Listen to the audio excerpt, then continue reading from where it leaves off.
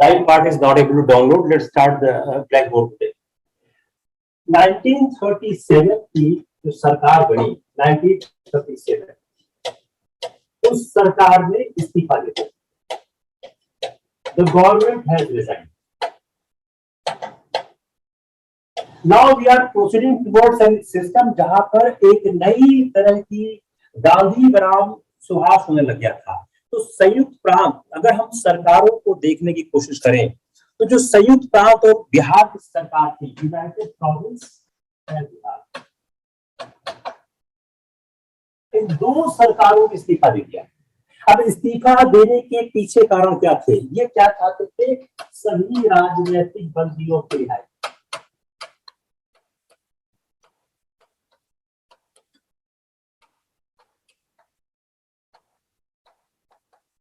Release of all political enemies. तो राजनीतिक बंदियों की रिहाई का जो मुद्दा है वह एक बड़ा मुद्दा पड़ने लगा. अब गवर्नरों ने क्या किया कि जो गवर्नर थे उन गवर्नरों ने इन राजनीतिक बंदियों की रिहाई से इनकार कर दिया.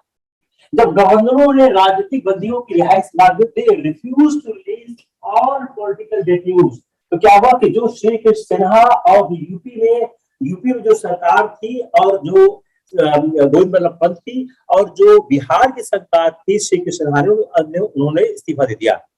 और अंडमान जेल में अंडमान प्रिजन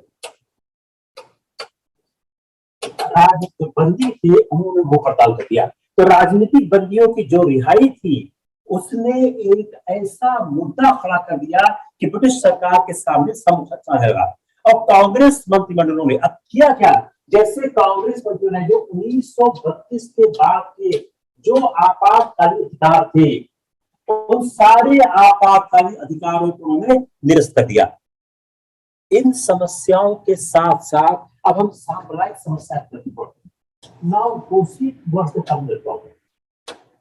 अब यहां से भी समझने की कोशिश करते हैं कि आखिर वो क्या परिस्थिति थी कि जो लीग 1937 के चुनाव में हार चुकी थी या कमजोर थी, वह कैसे मजबूत थी. How the league became so powerful post 1937. This is the issue we need to understand. जो अखिल भारतीय स्तर पर लीग का जो चुनाव घोषणा पत्र था, उसमें क्या था? लीग का जो चुनाव घोषणा पत्र था उसमें भी 1935 के अधिनियम की निंदा की गई. They also criticized the 1935 Act. अगर आप देखें तो लीग और कांग्रेस का चुनाव घोषणा पत्र में काफी साम्यता आपको देखने को मिलेगी. और लीग क्या चाहती थी कि 1916 का जो लखनऊ पैक्ट था, उस लखनऊ पैक्ट के आधार पर लीग का और कांग्रेस का आपस में संबंध बना रहे, सहयोग बना रहे.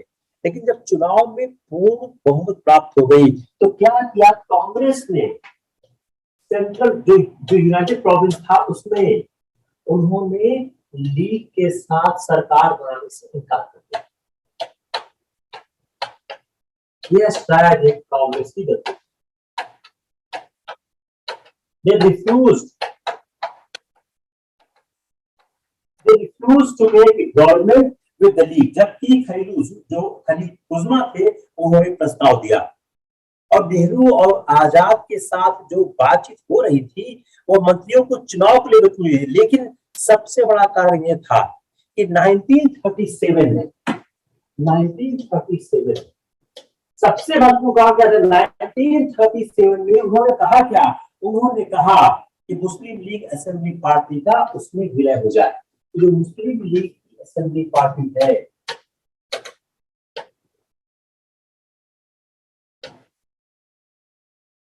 वह कांग्रेस में डिसॉल्व हो जाए, कांग्रेस में उसका विलय हो जाए. यह दो बातें उन्होंने कही. और शायद अगर 1937 को देखा जाए तो शायद बहुत गलत भी नहीं है, क्योंकि उसमें कांग्रेस मजबूत थी और लीग कमजोर चल रही थी. अब लीग ने एक चुनौती के रूप में स्वीकार किया. लीग ने इस मुद्दे को एक चुनौती के रूप में स्वीकार किया और यहां से लीग का विस्तार शुरू हुआ. Rice of the league, rice of the league है वह 1937 के बाद होता है। यहां से लीग का विस्तार आरंभ होता है। और उसने जो जब लीग ने यहां से बात शुरू की तो लीग ने अल्पसंख्यकों के जो सेफगार्ड के साथ साथ जो पूर्ण सुरक्षा थी, पूर्ण स्वतंत्रता के बाद, पूर्ण स्वतंत्रता के बाद अगर आप पहले रिकॉल करें, मैं हमेशा कहता था कि लीग पूर्ण स्वतंत्रता के बारे में उतनी वचनबद्ध नहीं थी, उसने स्वीकार किया। और उसके बाद क्या किया, वो कांग्रेस को क्रिटिसाइज करते, कांग्रेस को क्रिटिसाइज करने लगी और कांग्रेस को एक हिंदूवादी संगठन घोषित कर दिया और लीग की सदस्यता 1 lakh. Just changing these 3 aspect, जो लीग की जो सदस्यता थी वह 1 लाख पहुंच गई और नए सदस्य भर्ती कर गए। तो जो अगर हम देखी जाए तो मिलीजुली सरकार का प्रस्ताव अस्वीकार करना इतना शायद महत्वपूर्ण नहीं हुआ जितना अगर हम देखें कि क्या लीग का वह प्रस्ताव स्वीकार करना कि हम आपके साथ सरकार नहीं बनाएंगे, उससे ज्यादा महत्वपूर्ण यह था कांग्रेस के पास कोई जुझारू कार्यक्रम नहीं था। इस पॉइंट को समझिए, Congress does not have any aggressive policies. Congress के पास कोई जुझारू कार्यक्रम नहीं था।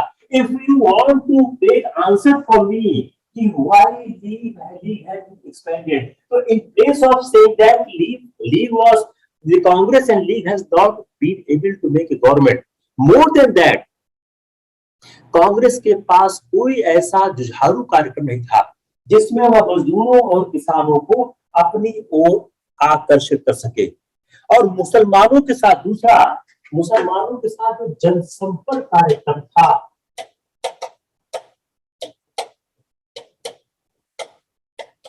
वह पेपर पे गया। एक्चुअल में वास्तविकता में कांग्रेस के पास जनसंपर्क का कार्यक्रम नहीं था। तो जो धर्मनिरपेक्षता की, जुझारूपन का जो बड़ी बड़ी बातें थी, उनसे जो मुसलमान जन सामान्य था वह कांग्रेस के पक्ष में नहीं हुआ और मुसलमानों में जो मौजूद निहित स्वार्थी तत्व थे वह चौकन्ने होने लगे। तो जो ये कांग्रेस का फेल्योर था, इस कांग्रेस के फेल्योर में जो सेकुलरिज्म का एक नारा था वह कोई बहुत असर नहीं कर रहा था और जो वेस्टेड इंटरेस्ट के लोग थे वो हावी हो रहे थे। If you want to analyse why the league was able to have a more potential force post 1937, तो there's one aspect कि जब लीग के साथ कांग्रेस सरकार नहीं बना सकी, वह शायद उतना, अगर ऑप्शन ए और बी दोनों आता है तो ऑप्शन ए से ऑप्शन बी ज्यादा बेहतर है कि कांग्रेस के पास कोई ऐसा जुझारू कार्यक्रम नहीं था जिससे वह आम मुसलमानों को अपनी ओर आकर्षित कर सके। कांग्रेस ऐसा कोई जनसंपर्क कार्यक्रम नहीं बना सकी। यस यस दोस्तों, टेल मी, कांग्रेस ऐसा कोई कार्यक्रम नहीं बना सकी। समीशु, कांग्रेस ऐसा कोई कार्यक्रम नहीं बना सकी जिससे आम जनता को वह आकर्षित कर सके। होम्स क्लियर? अब अगला सवाल करते हैं, कैसे लीग बनी?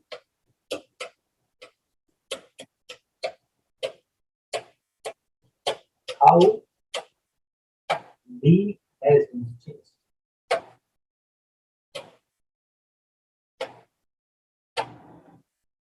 लीग का परिवर्तन कैसे आता है, ये बड़ा इंपॉर्टेंट इशू है, इसको हम थोड़ा समझने की कोशिश करते हैं।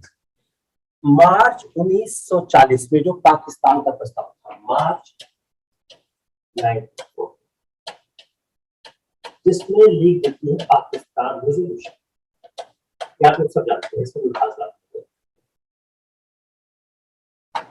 मार्च 1940 में लीग पाकिस्तान का प्रस्ताव देती है। अब मार्च 1940 का जो पाकिस्तान प्रस्ताव है, इसके पहले if you see before that, तो जो लीग के नेता क्या थे, वह एक डिससैटिस्फाइड पॉलिटिशियंस थे।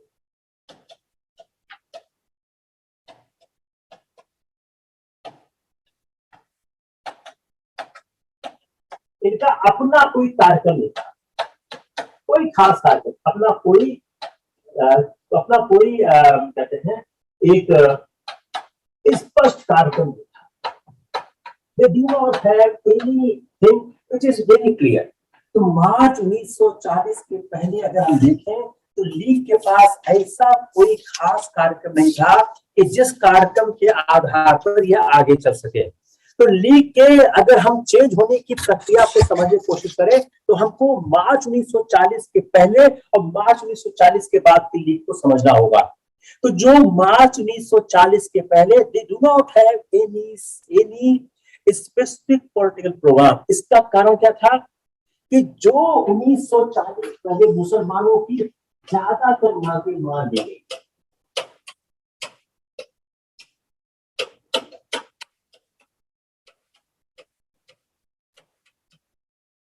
Most of the demands of the league has been accepted. अगर आप उन मांगों की लिस्ट को देखें तो क्या क्या था? If you see कि क्या क्या उनकी मांगे थी, अगर आप उनकी मांगों की लिस्ट को आप देखें, उनकी मोस्ट ऑफ मांग क्या थी? उनकी मोस्ट ऑफ मांग क्या थी?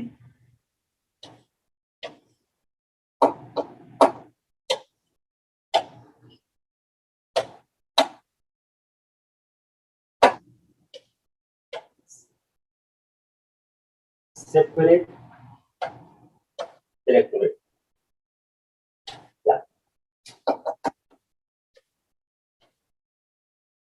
Separate electorate,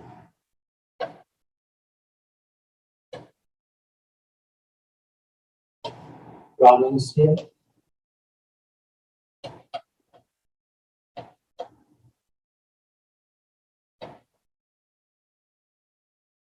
autonomy. अगर आप लीग की मांग देख सकते हो, सेपरेट इलेक्टोरेट थी, प्रोविंशियल ऑटोनॉमी थी, जो उनका नॉर्थ वेस्ट प्रोविंस था सिंध के लिए, सिंध उनका नॉर्थ सिंध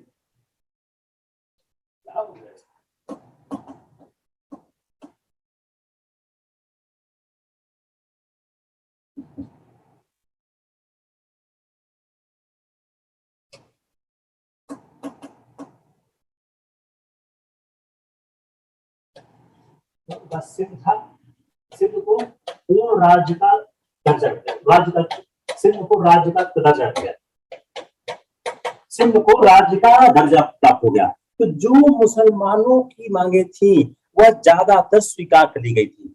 मई 1938 में जब बोस के साथ जिन्ना की बातचीत चल रही थी तो पहली बार मई 1938 में पहली बार एक नई बात कही जाती है जब बोस और जिन्ना की बात होती है। तो क्या थी? मुसलमान की प्रतिनिधि एक party, representative of Muslim only league. It is the new factor you are seeing in 1938। जो कहते हैं कि मुसलमानों की एकमात्र प्रतिनिधि पार्टी जो है वह लीग को माना जाए। जो मुसलमानों के बारे में बात करेगा वह लीग ही करेगा। और जो यह बात 1940 के मध्य तक एकदम गलत थी। In the midst of 1940, it's totally wrong.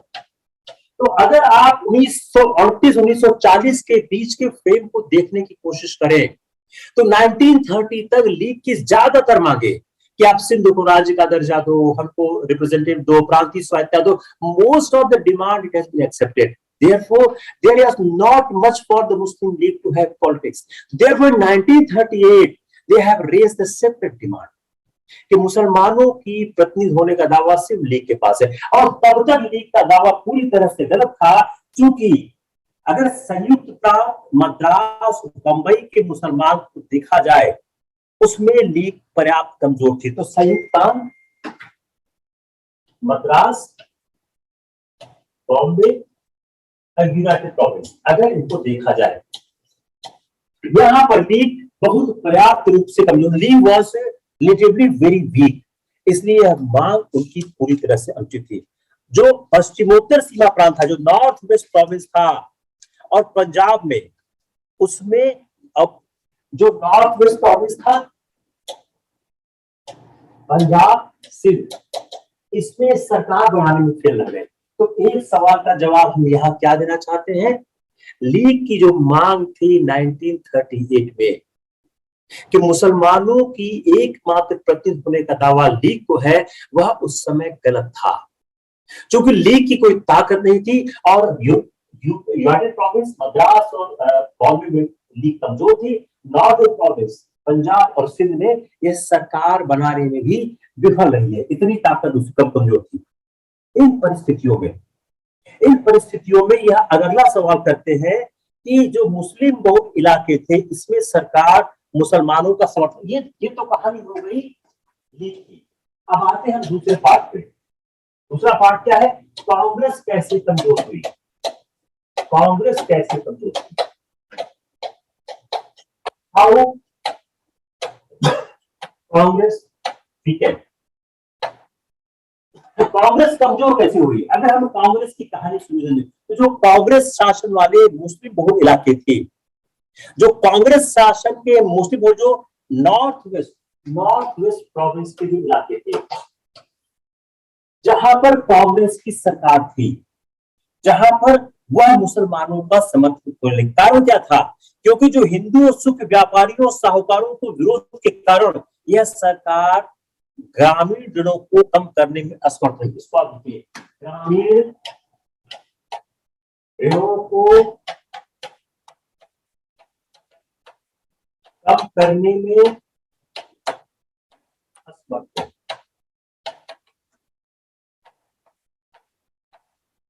Congress was unable to reduce the indebtedness of the rural areas।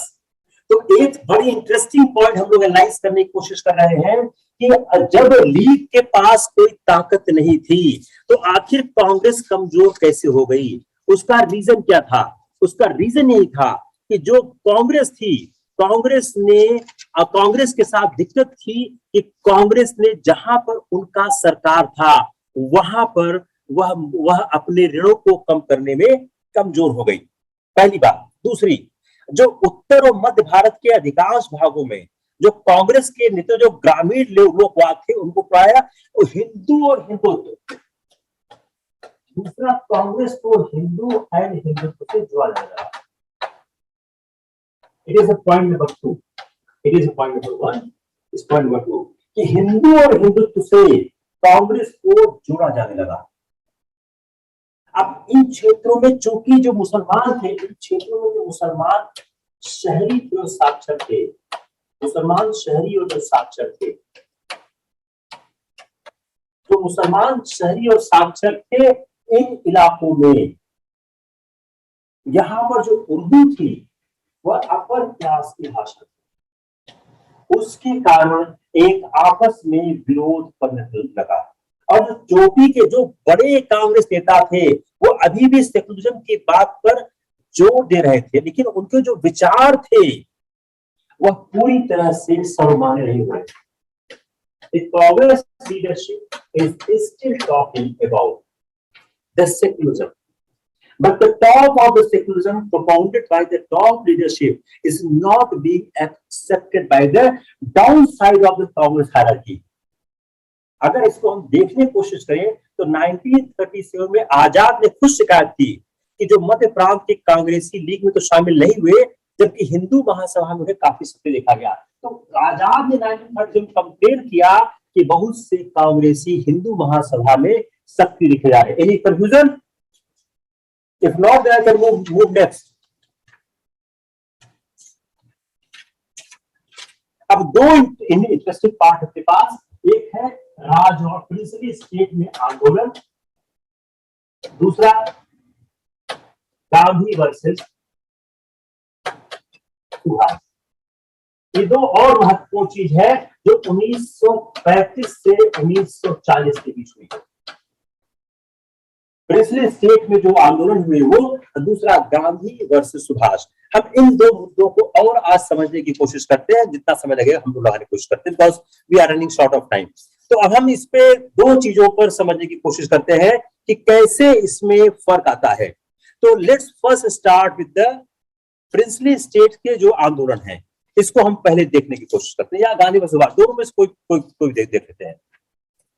देखिए, अगर हम प्रिंसली स्टेट्स की चीजों को समझने की कोशिश करें कि जो प्रिंसली स्टेट्स में जो राष्ट्रीय आंदोलन हुआ, वह राष्ट्रीय आंदोलन किस तरह से हुआ, तो अगर जो देशी राजाओं, देशी राज्यों में जो लड़ाई हुई आजादी की, वह लड़ाई आजादी की कैसे हुई, तो पहली बात वो चीज क्या है कि जो कांग्रेस का जो नेतृत्व था वह 1937 से 1939 के बीच, we are traveling between 1937 to 1939, 1937 से 1939 के बीच एक बड़ा महत्वपूर्ण कार्य क्या हुआ, इन प्रिंसली स्टेट्स में राष्ट्रीय आंदोलन फैलने लगा।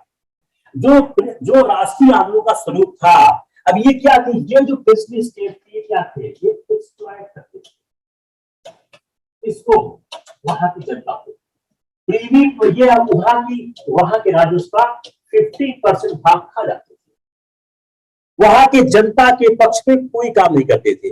और जो अंग्रेजों की जो सारी योजनाएं थी, उन सारी योजनाओं में जो प्रिंसली स्टेट थे, they were helping to the Britishers to have a control over the country. अब हरिपुरा जो 1938 का हरिपुरा अधिवेशन था, हरिपुरा अधिवेशन 1938, ये अधिवेशन बहुत महत्वपूर्ण था। इसमें सुभाष चंद्र बोस अध्यक्ष हुए थे, आप लोगों को सब पता है। इसमें एक प्रस्ताव घोषित किया गया, क्या कहा गया कि पूर्ण स्वराज के अंतर्गत राजवाड़े और ब्रिटिश भारत दोनों आते। जो पूर्ण स्वराज का नारा है, इसमें princely states plus British Bharat, plus British दोनों आते हैं।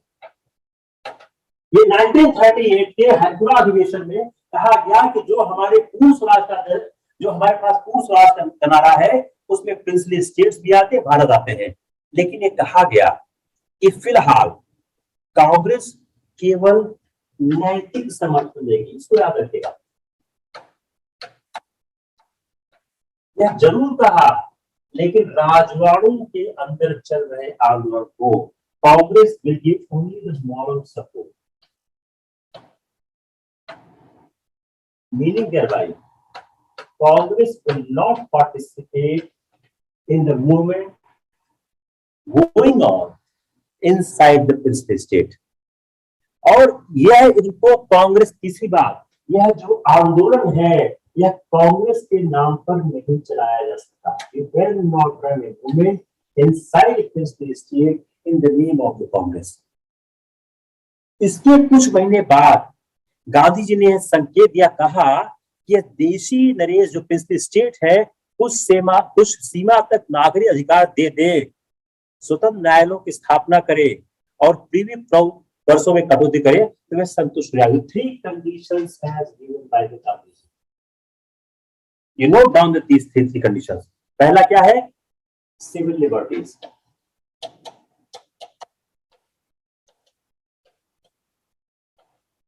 पहला क्या हो गया, सिविल लिबर्टीज। दूसरा क्या हो गया, इंडिपेंडेंट कोर्ट, स्वतंत्र न्यायालय। और तीसरा क्या हो गया, जो प्रीवी पर्स है, उसमें प्रीवी पर्स है, उसमें रिडक्शन। तो वो संतुष्ट। इसका मतलब क्या हो गया कि हरिपुरा अधिवेशन को, ध्यान से सुनिएगा इसको, just try to understand very carefully कि despite that कि हरिपुरा के अधिवेशन में यह कहा गया, इस बात के होते हुए भी कि हरिपुरा के अधिवेशन में यह कहा गया कि कांग्रेस उनको नैतिक समर्थन देगी, उसके बावजूद यह बात कही गई अगर यह 3 कार्य कर दिए जाए तो कांग्रेस संतुष्ट हो जाएगी। What is the conclusion of this? Conclusion of this is that कि कांग्रेस इन राज्यों के भीतर आंदोलन नहीं करना चाह रही थी। It is clear or clear? Just try to understand this basic difference, because if question will come, it will come only from here. It will only come from here because it's a very interesting part. तो कांग्रेस अगर गिनकर दिया जाए तो कांग्रेस संतुष्ट हो जाएगी। 1900 अब आते 1939 अब 1939 में क्या होता है, 1939 में जो देशी रियासत थी इसमें आंदोलन फैलने लग गया और गांधी जी ने पहली बार एक राजवाड़े में नियंत्रित 1939 में गांधी जी ने पहली बार एक प्रिंसली स्टेट्स में एक नियंत्रित जन आंदोलन की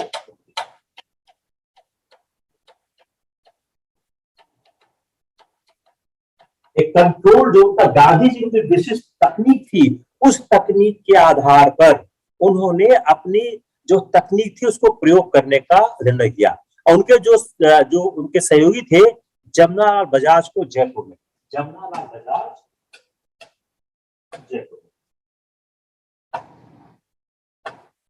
जमनालाल बजाज को जयपुर में आंदोलन करने की अनुमति दी गई, वहां पे चले गए और वल्लभ भाई राजकोट गए और राजकोट में यूएन भेवर के नेतृत्व में आंदोलन चला। अब राजकोट को चुना गया, एक सवाल आना चाहिए कि राजकोट में ही आंदोलन के लिए क्यों चुना गया, भाई राजकोट,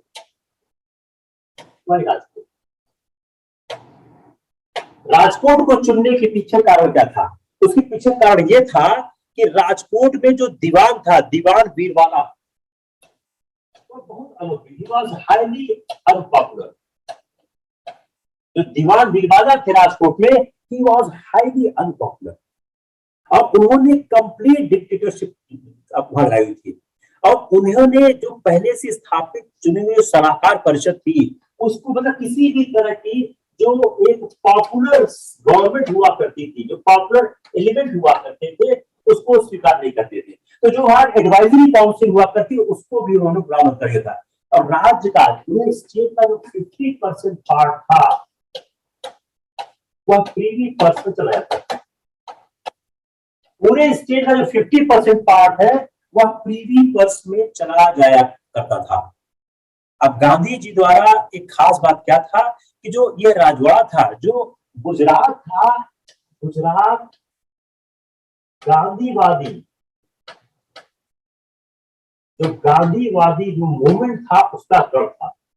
इसके कारण राजकोट को एक आंदोलन के रूप में चुना गया।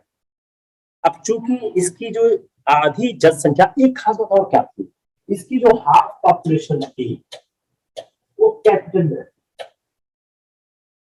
हाफ पॉपुलेशन कैपिटल में, राजधानी में, क्योंकि हाफ पॉपुलेशन कैपिटल में रहती थी, इसलिए इस बात का खतरा कम था कि जो ग्रामीण के जो है, जो विलेज के लोग हैं वह वायलेंट हो जाए। तो इन सब कारणों को ध्यान में रखते हुए उन्होंने यह आंदोलन चुना। लेकिन 1939 में ही गांधी जी इस आंदोलन से अलग हो जाते हैं। इसी समय शुरू होता है, उसी समय अलग हो जाते हैं। वो अलग क्यों हो जाते हैं? उनका कहना था कि उनका अनशन करना बल प्रयोग होने के कारण पर्याप्त अहिंसक नहीं था। बोला जो अनशन कर रहे हैं, क्योंकि बल प्रयोग हो जा रहा है, just try to see this very interesting logic.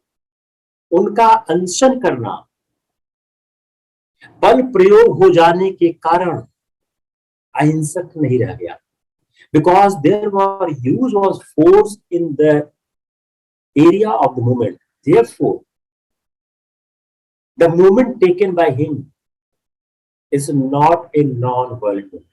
It's clear or not clear?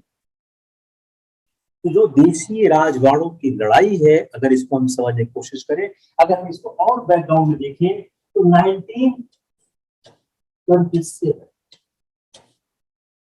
1938, 1939, and now go to 1927.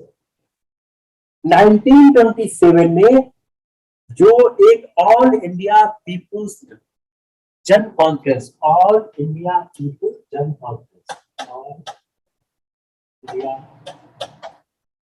People's conference, 1927 में ऑल इंडिया पीपुल कॉन्फ्रेंस का आयोजन किया गया। इसमें 700 पॉलिटिकल वर्कर्स ने काम किया। इसके काम करने से क्या हुआ? इसमें जो महत्वपूर्ण लोग थे, बलवंतराय मेहता थे, मणिलाल कोठारी थे और कांग्रेस अध्यक्ष थे। अब हम आते हैं कांग्रेस की नींव पर। 1920 कांग्रेस की policy with respect to the people's movement. तो 1920 में जो नागपुर अधिवेशन था, 1920 नागपुर सेशन, इसमें पहली बार कांग्रेस की पॉलिसी सामने आती है कि कांग्रेस की देशी रियासतों के पास नीति क्या हो। अधिवेशन में एक प्रस्ताव पास किया गया और कहा गया कि रिस्पॉन्सिबल गवर्नमेंट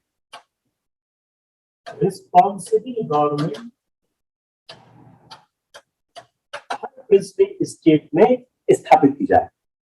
और साथ ही कहा कांग्रेस ने रियासतों की जनता को कांग्रेस का सदस्य बनने की अनुमति दी। और ये था दूसरा, सेकेंड, जो प्रिंसिपल स्टेट्स के लोग हैं, पीपुल है, they may become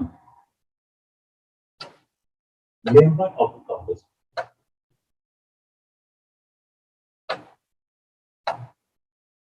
यह कांग्रेस के सदस्य बन सकते हैं। साथ ही कांग्रेस ने यह भी कहा कि ऐसे लोग कांग्रेस के नाम से रियासत के अंदर राजनीतिक गतिविधियां नहीं शुरू कर सकते। एक तो तीसरा, but you cannot start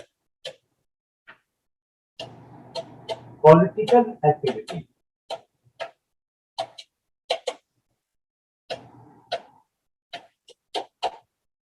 in the name of Congress। आप कांग्रेस के नाम पर कोई राजनीतिक गतिविधि उस राज्य के अंदर नहीं कर सकते। चौथी बात है, व्यक्तिगत हैसियत से और इंडिविजुअल बेसिस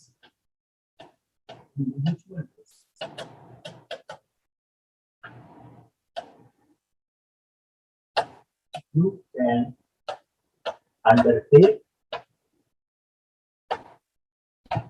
political। अब इसी को एबीसीडी कर दो, नाउ की एबीसीडी कांग्रेस की नागपुर अधिवेशन में एबीसीडी कर दो। तो आप व्यक्तिगत हैसियत से या जो स्थानीय राजनीतिक लोक संगठन थे वह गतिविधि शुरू कर सकते थे। अब कांग्रेस ने यह जो देख लिया, बोल रहा हूं, अब कांग्रेस ने ऐसा किया, कांग्रेस ऐसा किया क्यों? इसका कारण क्या था कि जो ब्रिटिश इंडिया थी, why Congress did this, the question must come in your mind. जो ब्रिटिश इंडिया, जो प्रिंसिपल स्टेट्स, इन दोनों के अंदर की जो परिस्थितियां थी वह अलग अलग थी, वह एक नहीं थी। रियासतों में जो प्रिंसिपल स्टेट थे, इसमें सिविल लिबर्टी नाम की कोई चीज नहीं थी, इसमें राजनीतिक स्वतंत्रता नाम की किसी भी तरह की कोई चीज नहीं थी। और इसलिए उनको डर था कि अगर रियासत में कांग्रेस के नाम पर आंदोलन छेड़ दिया गया तो रियासत की जनता जो वो करेगी, तो क्या है, कांग्रेस और देशी रियासत में अब उसका कारण क्या था कि जो कांग्रेस थी और जो प्रिंसिपल स्टेट्स थे, इनके बीच कोई बहुत ज्यादा संबंध नहीं था। तो अगर आंदोलन को शुरू किया जाएगा तो आंदोलन उन तरीकों से नहीं हो पाएगा जिस तरह से आंदोलन कांग्रेस करना चाहती है। 1920 के बाद आता है 1927। Second important step is 1927। 1927 में कांग्रेस ने जो 1920 का प्रस्ताव था, रिजोल्यूशन था, उसी को रिपीट कर दिया। 1927 में 1920 के रिजोल्यूशन को रिपीट कर दिया। और लेकिन जवाहरलाल नेहरू ने 1929 में 1929 में जवाहरलाल नेहरू ने डिक्लेयर कर दिया कि जो देशी रियासतें हैं वह भारत से अलग नहीं हो सकती और वहां की जनता अपना फैसला करेगी।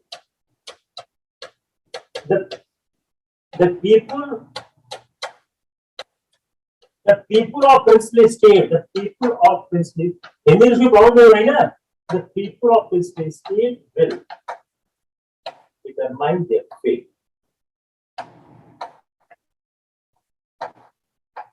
1929 में उन्होंने कहा कि जो देशी रियासतों के लोग हैं, जो पीपुल्स ऑफ स्टेट है, वह अपने भविष्य का, अपने भाग्य का फैसला करेंगे। अब उसके बाद आता है 1937।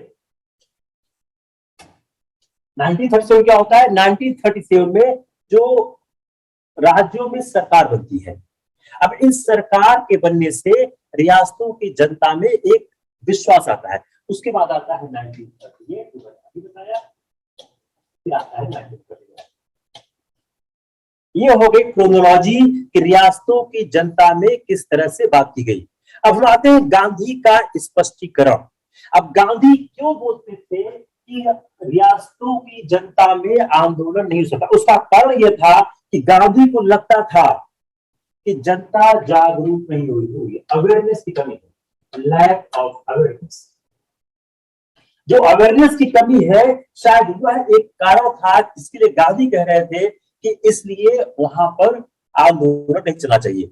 मार्च 1939 का त्रिपुरी अधिवेशन, मार्च 1939 त्रिपुरी अधिवेशन,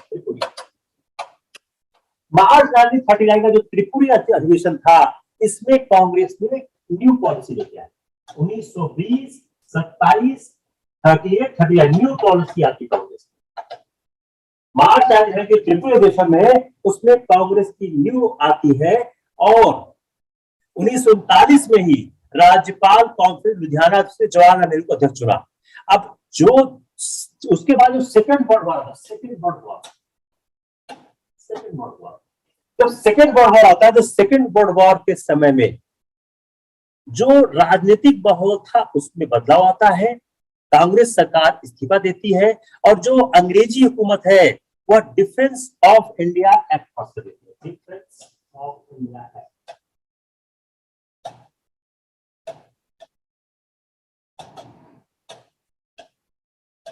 वह डिफेंस ऑफ इंडिया एक्ट पास कर देती है। उस डिफेंस ऑफ इंडिया एक्ट के पास करने के बाद रियासतों में भी जो राजनीतिक गति थी वो कम हो जाती है।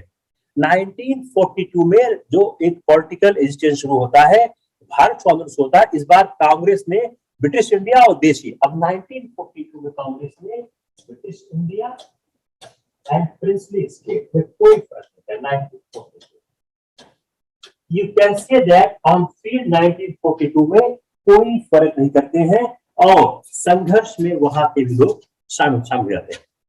It's clear? हैदराबाद की कहानी आपने पढ़ी हुई है, there is no need to repeat it. आप लोगों ने उसको बहुत ठीक से देखा हुआ है, बार बार हमने शायद पहले भी पढ़ाया हुआ कि हैदराबाद की कहानी क्या है और किस तरह से काम चला और किस तरह से हैदराबाद का विलय किया गया। अब हम आते हैं इस पॉलिसी के बाद आते हैं गांधी बनाम सुभाष। हैदराबाद की कहानी आप पढ़ी हुई है, उसको मैंने पहले पढ़ाया हुआ है, you can go YouTube and see again. अब आते हैं गांधी वर्सेस सुभाष। अभी हम 1939 के पहले तक ही हैं। गांधी वर्सेस सुभाष 1938 में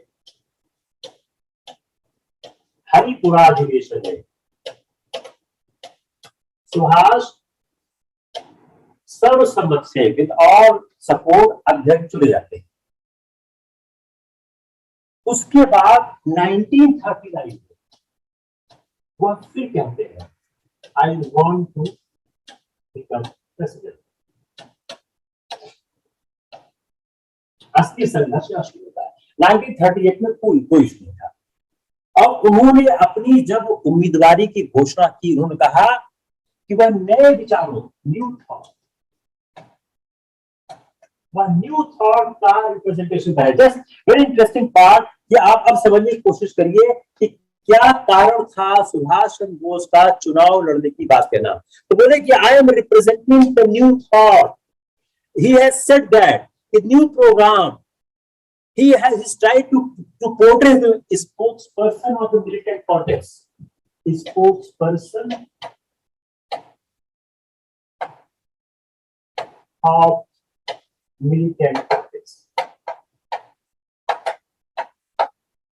ये जुझारू राजनीति के अपने आप को ये संवाहक या उसके कहते हैं अगुआ इन्होंने अपने को कहने की कोशिश की।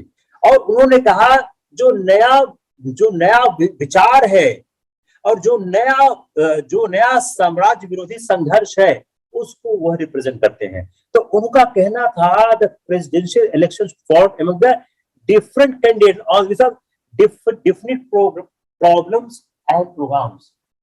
पहली बात election on the different programme.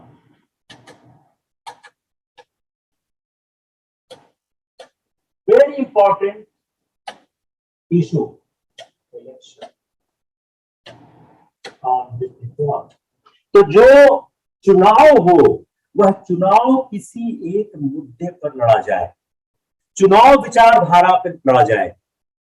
जो भी चुनाव डिफरेंट कैंडिडेट्स लड़े उनका डिफरेंट प्रोग्राम हो।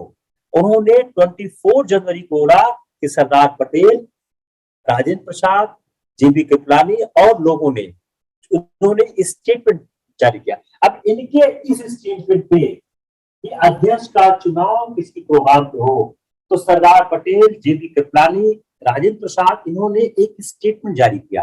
वो स्टेटमेंट में क्या कहता है कि जो कांग्रेस का अध्यक्ष होता है उसके लिए पॉलिसीज इररिलेवेंट है। Why? Because policies made by the working committee, जो पॉलिसी है उसको बनाती है वर्किंग कमेटी, यह सिर्फ इंप्लीमेंट करता है।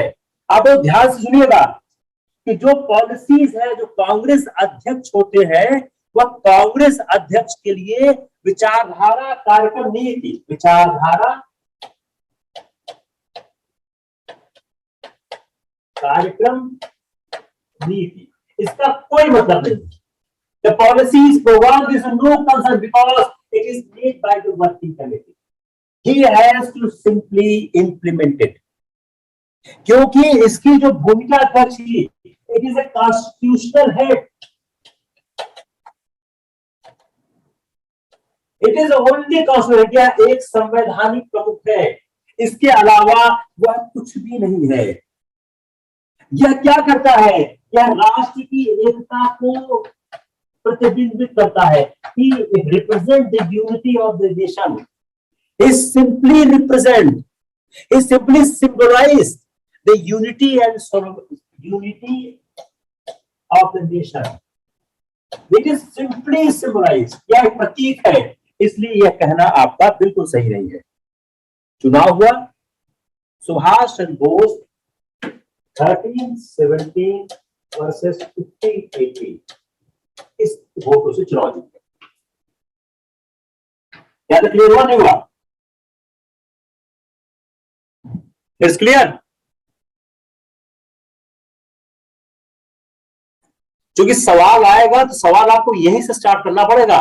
You have to take the question from here only. Now he has won the election.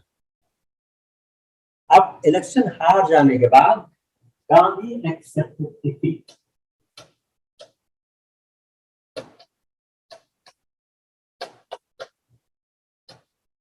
उन्होंने कहा यह सुभाष से ज्यादा मेरी अपनी हार है। इससे क्या हुआ? कांग्रेस में संकट गहराने लगा। कांग्रेस संकट में आ गई और यह गहराता हुआ यहां तक पहुंच गया कि सुभाष बोस, सरदार पटेल और अब क्या हुआ? सुभाष बोस ने सरदार पटेल और कांग्रेस के अन्य नेताओं पर दक्षिणपंथी का आरोप लगा दिया। वह आक्रामक हो गए कि अब यहाँ पर विचारधारा को वह एक विंग में बांटने लग गए। तो उन्होंने सीधे सीधे कांग्रेस के जो नेता थे उनको दक्षिणपंथी करार दे दिया कि उनको राइटिस्ट कहना शुरू कर दिया। उन्होंने ओपनली एक्यूज किया कि जो कांग्रेस, जो वर्किंग है, जो गवर्नमेंट के साथ यह कंप्रोमाइज कर रहे हैं on the question of federation के क्वेश्चन पे ये कंप्रोमाइज कर रहे हैं। और उन्होंने चुनाव के समय कहा था ऐसे अध्यक्ष को चुने जो कि सच्चा संघवाद विरोधी हो, वामपंथी हो और संघवाद विरोधी।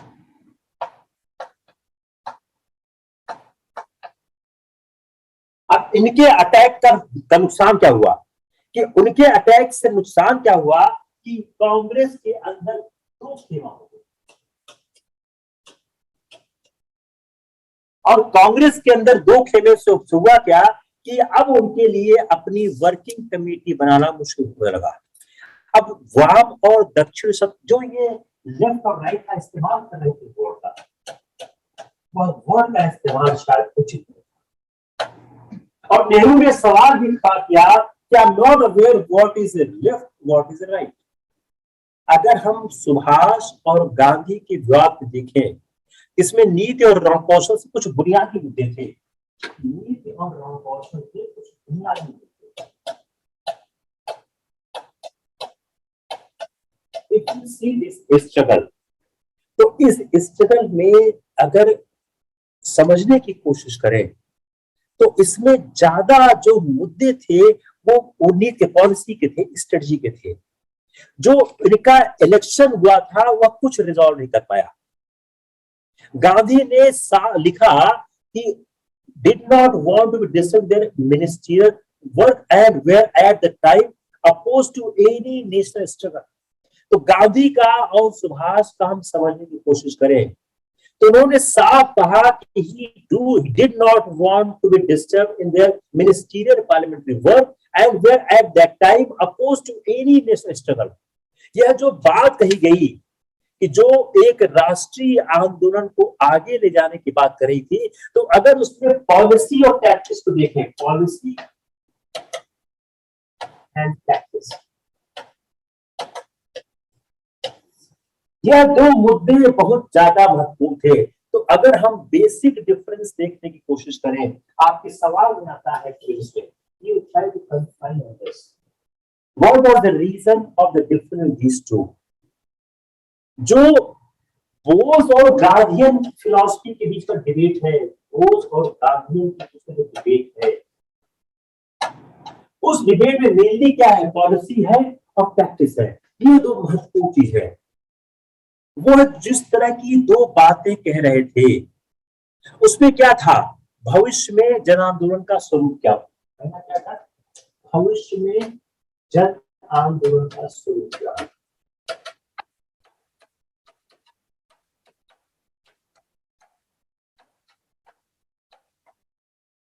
अगर हम इन दोनों के बीच को संघर्ष को देखने की कोशिश करें तो यह एक बहुत इंपॉर्टेंट चीज था कि वह जानना चाह रहे थे कि फ्यूचर में किस तरह का मास स्ट्रगल हो, किस तरह से तैयारी होनी चाहिए।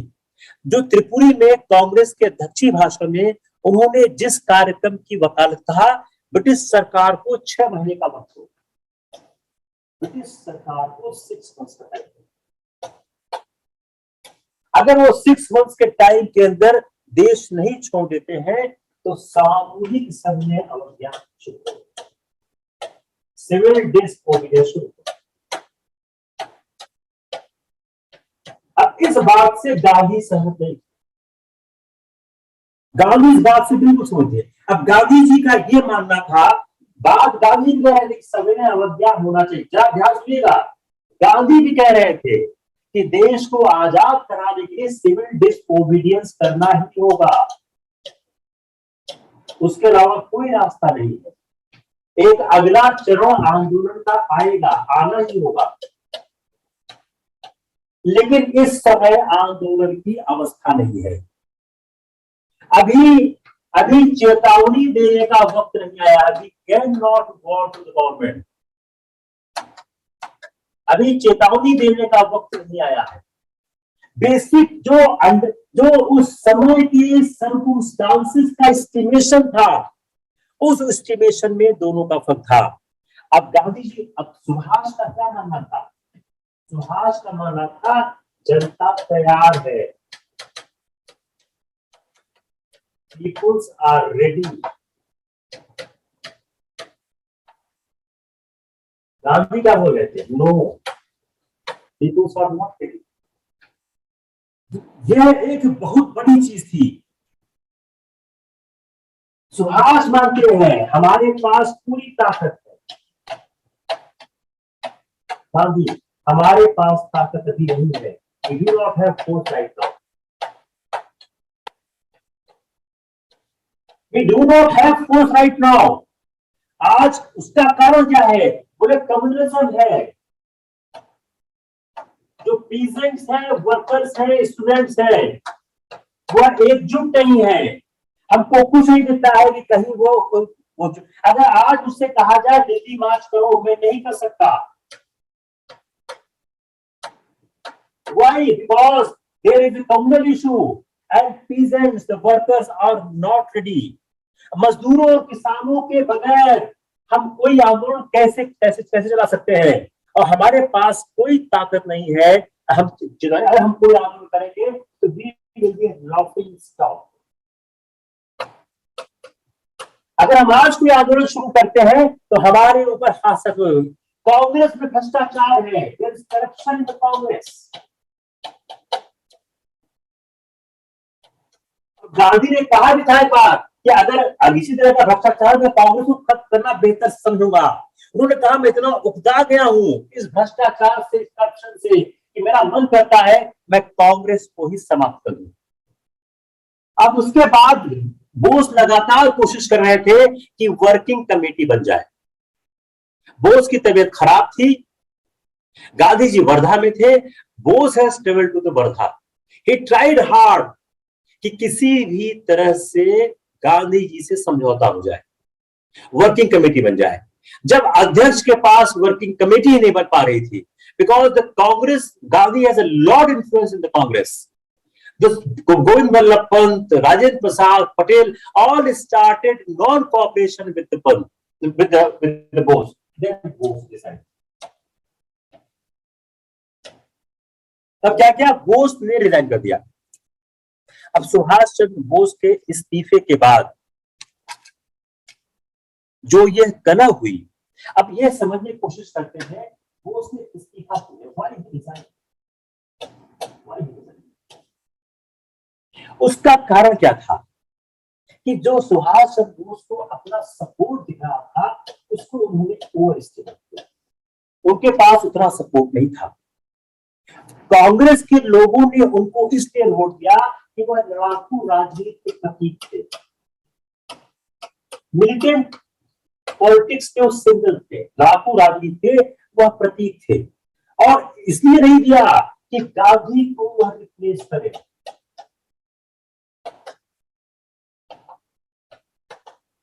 The congressman does not want to replace Gandhi by Subhash. They do not want a new leader in the name of Subhash. Just they have voted only because he was representing a militant politics. अब कांग्रेस जन या गांधी या जो उनके नेता थे वह कांग्रेस को नेतृत्व छोड़ने तैयार नहीं थे। अब जो त्रिपुरी अधिवेशन था, त्रिपुरी अधिवेशन में गोविंद बल्लभ पंत का एक प्रस्ताव आया था। त्रिपुरी अधिवेशन में, त्रिपुरी सेशन में गोविंद बल्लभ पंत का एक प्रस्ताव आता है।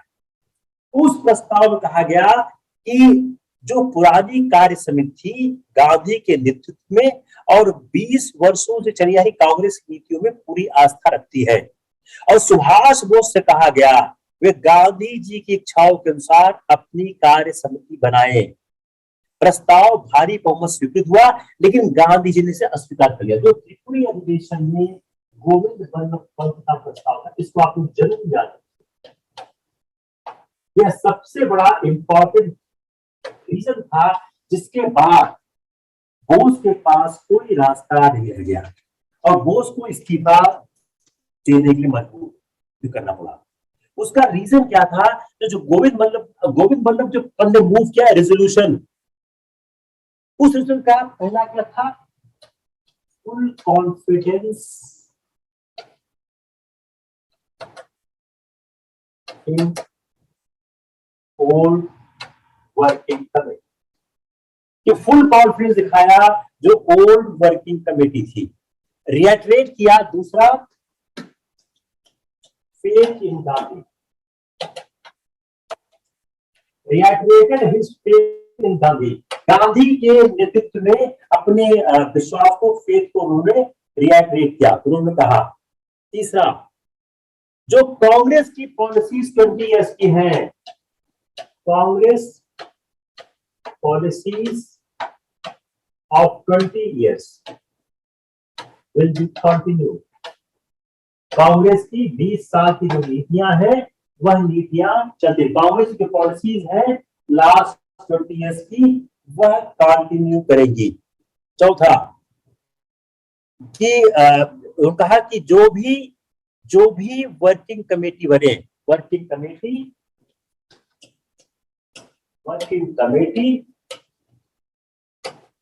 in accordance with Gandhi ji. अब गांधी जी ने इसको स्वीकार नहीं किया, गांधी जी ने इसको स्वीकार करने से इनकार कर दिया। लेकिन जो दिस क्लॉज था, इस क्लॉज में सुभाष चंद्र बोस को बांध दिया कि सुभाष चंद्र बोस वर्किंग कमेटी ही नहीं बना सकते थे, क्योंकि जो गोविंद बल्लभ पंत का रेजोल्यूशन था भारी बहुमत से कांग्रेस में पास हो चुका था। तो जब तक गांधी जी की सहमति नहीं आएगी आप वर्किंग कमेटी नहीं बना सकते हो। और गांधी जी ने किसी भी तरह के सहयोग करने से इनकार कर दिया। He refused to give any support। वहां आपकी वर्किंग कमेटी है, आप अध्यक्ष हो, आपकी जो इच्छा है आप सो करो, I have no concern. Subhash Chandra Bose ने कई तरह के प्रस्ताव दिए। I do not go to long detail on this issue because it's a long chapter. If I start talking, then I will take another half an hour कि क्या क्या प्रस्ताव थे, उसकी आपको जरूरत भी नहीं है। तो जो आप इसको सिंपल समझिए कि गांधी जी को सुभाष चंद्र बोस ने बोला कि आप जैसी वर्किंग कमेटी बनाना चाहे आप बना ले, हमको काम करने दें। गांधी बोला you have the elected president of the Congress, you make the as you wish the working committee. लेकिन यह प्रस्ताव दिक्कत कर रहा था, इस प्रस्ताव को जरूर लिखिएगा में, यह प्रस्ताव दिक्कत कर रहा था, इसके कारण उनको इस्तीफा देना पड़ा। अब बोस के पास कोई दूसरा रास्ता था? कोई दूसरा रास्ता नहीं था। बोस के पास कोई दूसरा रास्ता नहीं था सिवाय इस्तीफा देने की। उसी साल उन्होंने फॉरवर्ड ब्लॉक बनाया और फॉरवर्ड ब्लॉक को बनाने का उनको कांग्रेस से एक्सपेल कर दिया गया। अब फॉरवर्ड ब्लॉक उन्होंने और जब ये इस्तीफा दिया तो राजेंद्र प्रसाद अध्यक्ष चुने गए उनके इस्तीफा देने के बाद। तो जैसे फॉरवर्ड ब्लॉक उन्होंने बनाया, तो फॉरवर्ड ब्लॉक उन्होंने बनाया था कांग्रेस के अंदर, और उन्होंने अखिल भारतीय कांग्रेस समिति के एक प्रस्ताव के विरोध में 9 जुलाई को देशव्यापी प्रतिवाद दिवस मनाने का आह्वान किया। अब इसको एंटी डिसिप्लिन माना गया और प्रोसीडिंग के सहारे एक्सपेल कर दिया गया। It is the whole story of the Gandhi versus Subhash. I don't think any question UPSC may come which will not able to solve it. I think it's enough for the day. Again, the class has gone a lot, but we have no option. अपने को शायद इतना ज्यादा class चलाना पड़ा।